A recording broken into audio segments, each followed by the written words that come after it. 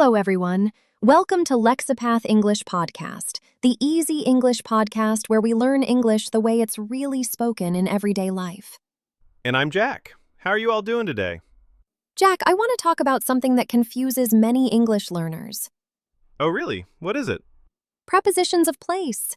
You know, so many students get confused between in, on, and at. You're absolutely right, Anna. I remember when I was learning English, I used to say, I am in the bus all the time. And that's wrong, right? And that's wrong, right? Exactly. It should be I am on the bus. This is a very common mistake. Yes, and many learners say the picture is in the wall instead of on the wall. That's true, and some people get confused between and among. Absolutely. So today we're going to solve all these problems for our listeners. Perfect. Let's help everyone understand prepositions of place clearly. Let's start. Okay, Jack, let's start with the basics. What is the first preposition we should learn? Let's start with in. What does in mean? In means inside something. We use it for enclosed spaces. Listen, the water is in the bottle. I am in the room. She lives in New York. The books are in the bag. So in is for things that are inside, surrounded by something? Exactly right. Think of it like this. If something has walls or boundaries around it, use in. That makes sense. So, in the house, in the box, in the car. Perfect examples. Now, what's the next important one? The next one is on. And on means? On means something is touching a surface. It's on top of something flat. Listen, the phone is on the table. The picture is on the wall. The book is on the desk. The cup is on the shelf. Wait, Jack, I'm confused now. What's confusing you? What's the difference between in and on? When do I use which one?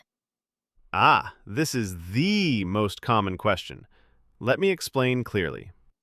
Use in when something is inside, enclosed. Example, the coffee is in the cup, inside the cup. Use on when something is touching a surface, sitting on top. Example, the cup is on the table, touching the table's surface. Oh, so the coffee is in the cup, but the cup is on the table.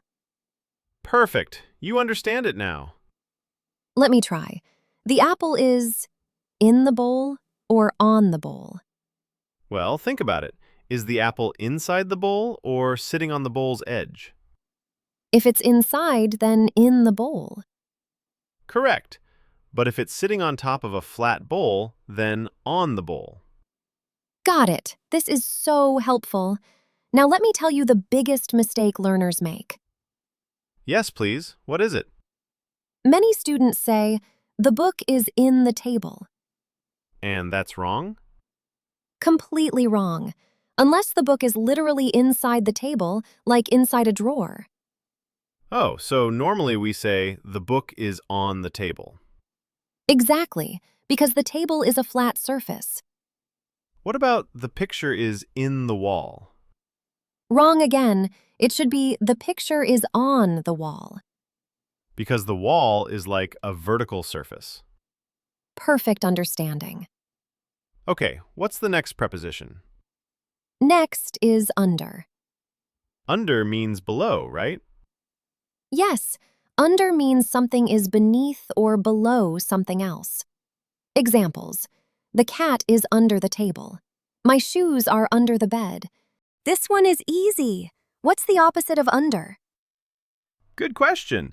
The opposite is above or over. What's the difference between above and over? They're very similar, but generally, above means higher than something. Over means directly above, covering something. Examples.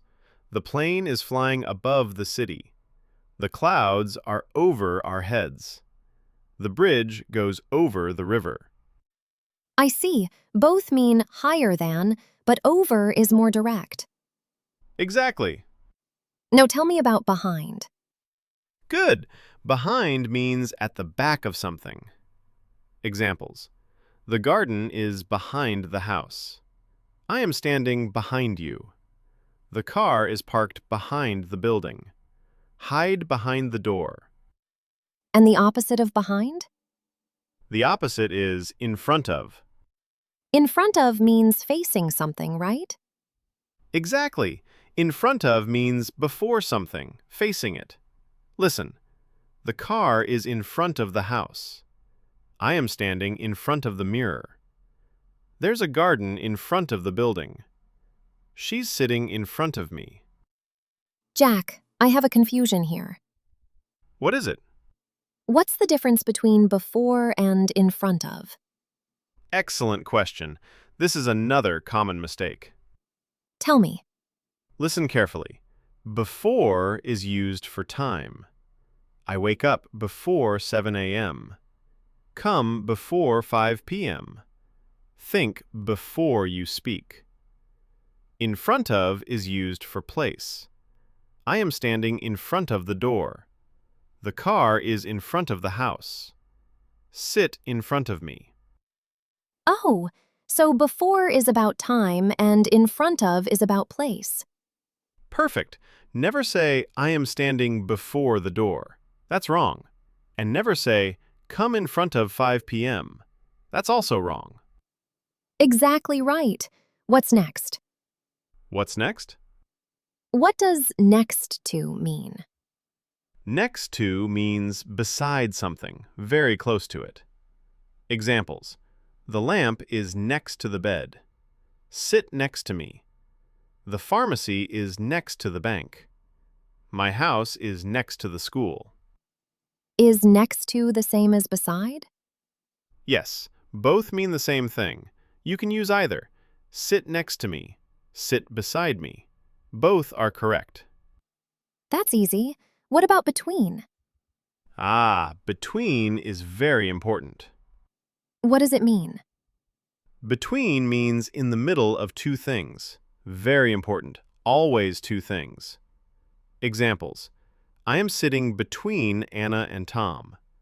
The bank is between the post office and the cafe. The letter B is between A and C. Choose between tea and coffee. So between is always for two things? Always. Remember this rule. What if there are three or more things? Excellent question. If there are three or more, use among. Really? Tell me more. Yes, listen. I am sitting among my friends, many friends. The house is among the trees, many trees. She is popular among students, many students. Between is used when talking about two things. Among is used when talking about three or more things. Perfect, you got it. Jack, what other prepositions should we know? Let me tell you about near and far from. These are about distance, right? Exactly. Near means close to something. The school is near my house. Come near me. Is there a bank near here? We live near the station. Far from means at a distance. The airport is far from the city. I live far from my office. Don't go far from here. His village is far from the town. These are easy to understand. Now, Anna, let me teach you about at. At. We haven't discussed this one. Yes, at is very important. We use at for specific points or locations. Listen, I am at home. She is at school. He is at work. Meet me at the station. I'll see you at the airport. What's the difference between in and at? Great question. This confuses many learners. In is used for general area, inside a larger space. I am in the city, somewhere in the city. She is in the building, inside somewhere. At is used for specific point, exact location. I am at the bus stop, exact spot. She is at the reception desk, exact place. Oh, so at is more specific. Exactly. More examples. I am in the mall, walking around inside. I am at the information desk, specific spot in the mall. That makes perfect sense. Jack, now tell me about common mistakes. Yes, let's discuss the top mistakes learners make. I'm ready. Mistake number 1. Many students say, I am in the bus. And that's wrong? Yes, the correct way is, I am on the bus. But why? The bus is enclosed. Good question. With public transport, we use on the bus, on the train, on the plane, on the metro. But with private vehicles, we use in the car, in the taxi, in my friend's car. Oh, so public transport is on, private vehicle is in. Perfect rule to remember. What's mistake number 2? Mistake number 2. The picture is in the wall. The correct way is, the picture is on the wall. Because the wall is a surface. Exactly. Remember, on the wall, on the ceiling, on the floor, all surfaces. What about there's a hole in the wall? That's correct, because the hole goes inside the wall. Got it. Mistake number 3. I am sitting in the chair. Let me guess. It should be on the chair. Correct. I am sitting on the chair. Because the chair is like a surface you sit on. What about a sofa? Good question. With sofas, both can work. I am sitting on the sofa, on top. I am sitting in the sofa, sinking into it. But chairs, always on. What's mistake number 4? Mistake number 4. She is in home. The correct way is, she is at home. Why at not in? Because home is considered a specific location, not a space. We always say at home, at school, at work, at the office. That's a fixed rule. Yes, just memorize these. More mistakes, please. Mistake number 5. The book is between my books. Let me think. Oh, because there are many books, not just 2. Exactly. It should be, the book is among my books. Remember, between is used when talking about 2 things, and among is used when talking about 3 or more things. Mistake number 6. The apple is above the table. What's wrong with this? Well, if the apple is floating in the air above the table, it's correct. But normally, if the apple is resting on the table, we say, the apple is on the table. Oh, so above means not touching, just higher. Exactly. The lamp is above the table, hanging, not touching. The book is on the table, touching the surface. Jack, now give me some tricks to remember these. Sure. Here's trick number 1, the container versus surface trick.